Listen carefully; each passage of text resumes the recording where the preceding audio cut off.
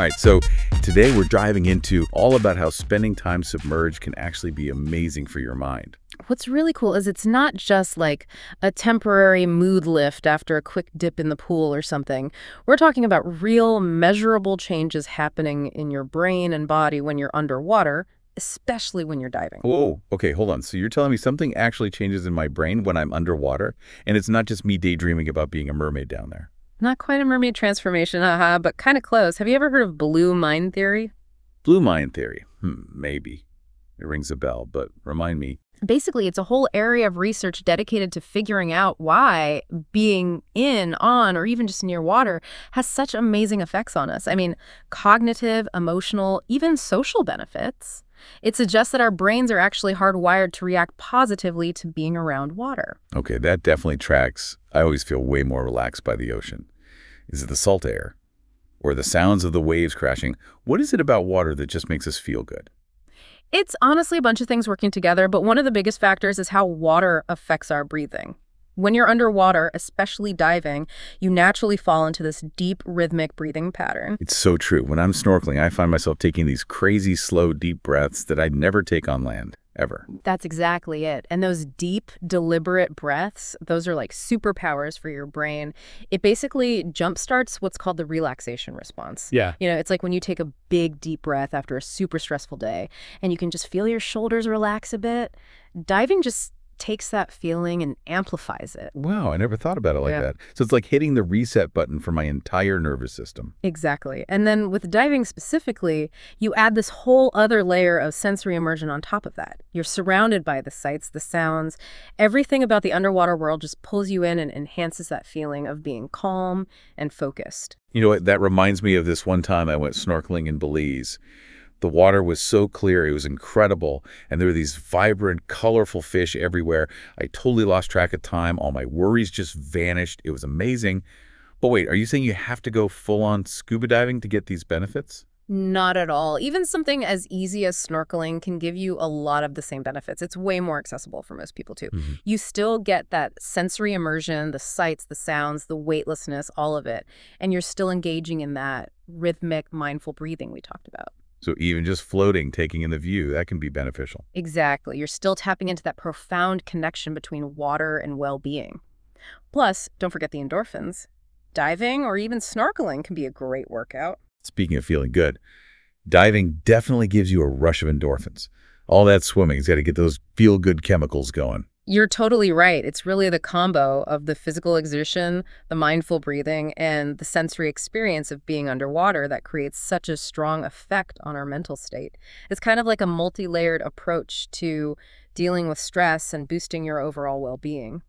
Okay, so we've talked about how diving can create this amazing feeling of calm and mental clarity, but I'm curious, what about its effects on, like, the heavier stuff? Are there actually studies about diving helping with things like stress, anxiety, even PTSD? Oh, absolutely there are. The research on diving and how it can actually help with specific mental health conditions is definitely still growing.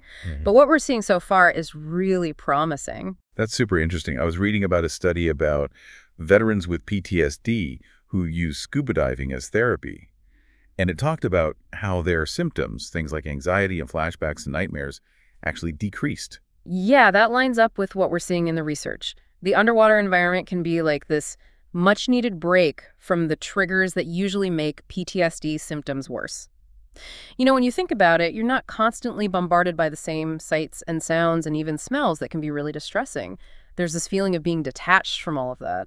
And that sense of weightlessness, that feeling of just being suspended and free, that can be incredibly freeing, especially for someone who feels weighed down by trauma. Yeah, it's like the underwater world is this sanctuary from everything. Exactly. And it's not just the environment itself, it's also about the focus that diving demands. You have to be present, paying attention to your breathing, your buoyancy, your surroundings. Your mind doesn't really have space for those anxious thoughts to take over. So it kind of forces you to be mindful, whether you realize it or not. Exactly. Diving pulls you into the present moment. You can't really be dwelling on the past or worrying about the future when you're navigating a coral reef or checking your air gauge, right? That natural shift to the here and now is super therapeutic for managing anxiety. It's like hitting the reset button, but for your thoughts. I bet that's helpful for anyone, not just people dealing with anxiety. Absolutely. And let's not forget how accomplishing something makes you feel. Learning these new skills, facing your fears, exploring this whole new world, that can be incredibly empowering, especially for someone who's struggling with depression.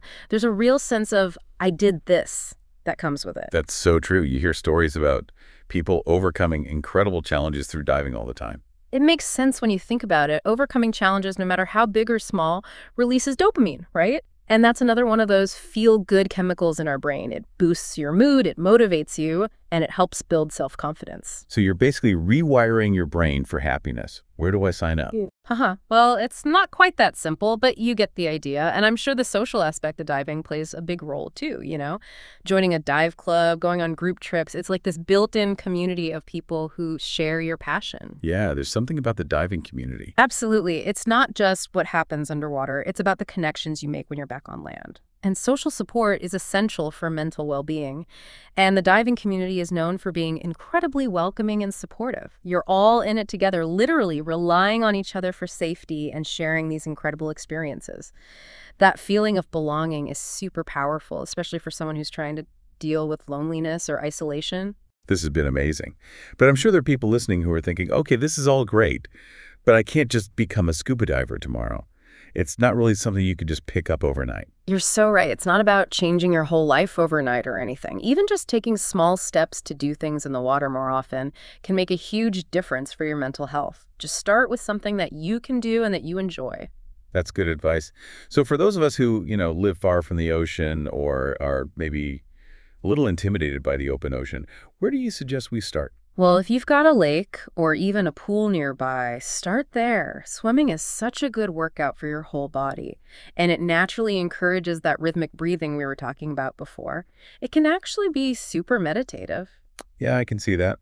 Feeling the water all around you, focusing on your strokes. It's like moving meditation. Exactly. And if you're near the ocean, snorkeling is a great next step. You can get a glimpse of that amazing underwater world without needing all the equipment you need for scuba diving. Plus, you can work on your tan while you're at it. But what about those of us who are stuck inland for now? Are there any ways we can tap into that feeling of being near water? For sure. The cool thing is you can actually do some of those techniques on land, too. Wait, really? How do you, dive without water? Haha. Not literally dive, of course. But the important part is the mindful breathing. You know those slow, deep breaths in and out that you naturally do while you're diving? You can do that anywhere, anytime. That's wild. It's like taking a mental vacation to the ocean, but you don't even have to leave your house. Exactly. You're taking that underwater piece with you wherever you go. But if you are ready to take the plunge and try scuba diving, there are definitely things you can do to make that first time less scary. Absolutely. Starting with a good dive center that has experienced instructors is key. There are some amazing ones out there. Maybe try it out in the pool first before heading out to the open ocean. Exactly. That way you can get comfy with the gear and the basics at your own pace. Yeah. And you don't have to worry about things like currents or fish and stuff. And don't be afraid to talk to your instructor about anything you're nervous about. A good instructor will totally understand, they'll be patient, and create a really safe learning environment. That's so important. Feeling safe and supported is key to actually enjoying it. So for anyone listening who's feeling stressed, disconnected, just needing a refresh, maybe it's time to think about diving. You might discover that your happy place is waiting for you down there. It's true. The ocean might be more than just a place to visit. It could be a place for healing, for changing, for finding real peace. Who knew that taking the plunge could lead to such amazing well-being? That's a wrap on another deep dive. We'll catch you in the next one.